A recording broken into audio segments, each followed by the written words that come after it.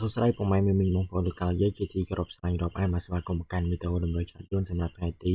14ខែមិថុនាឆ្នាំ2026បាទបងប្អូនលោកទីណា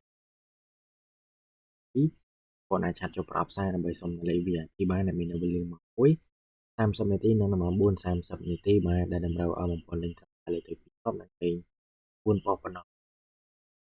5ទៅទេបាទតាមក្រោយ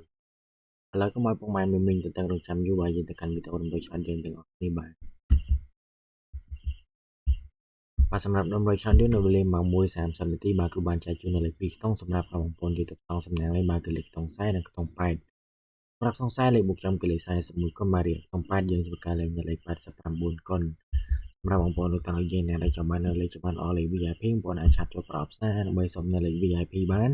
ដែលមាននៅវេលាម៉ោង1:30នាទីនិងម៉ោង4:30នាទីដែលតម្រូវឲ្យបងប្អូនលេងត្រឹមតែលេខ2គ្រាប់និងលេង4ប៉ុណ្ណោះបាទហើយសម្រាប់សេវាប៉ុណ្ណាគឺត្រឹមតែ50000រៀលទេបានបងសេវាតាមក្រោយបាទឥឡូវយើងយកមកម៉ោង6:30នាទីបាទលេង10និងខ្ទង់6បាទសម្រាប់ខ្ទង់10លេខបូកចំគឺលេខ16បាទរៀលខ្ទង់6យើងធ្វើការលេងនៅលេខ69កុនសម្រាប់បងប្អូនទាំងអស់យើងដែលចង់បាននៅលេខច្បាស់ល្អលេខ VIP បងប្អូនអាចឆាតចូលប្រអប់ផ្សារដើម្បីសុំនៅលេខ VIP បានដែលមាននៅវេលាម៉ោង1:30នាទីនិងម៉ោង4:30នាទីដែលតម្រូវឲ្យបងប្អូនលេងត្រឹមលេខទៅ2គ្រាប់និងលេង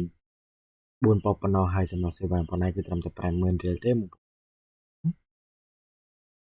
ត្រូវចូលចាំមិនបងសេវាតាមក្រោយបាទលើវីដេអូនេះក៏ឈានចូលមកដល់ទីបញ្ចប់ផងដែរបាទសូម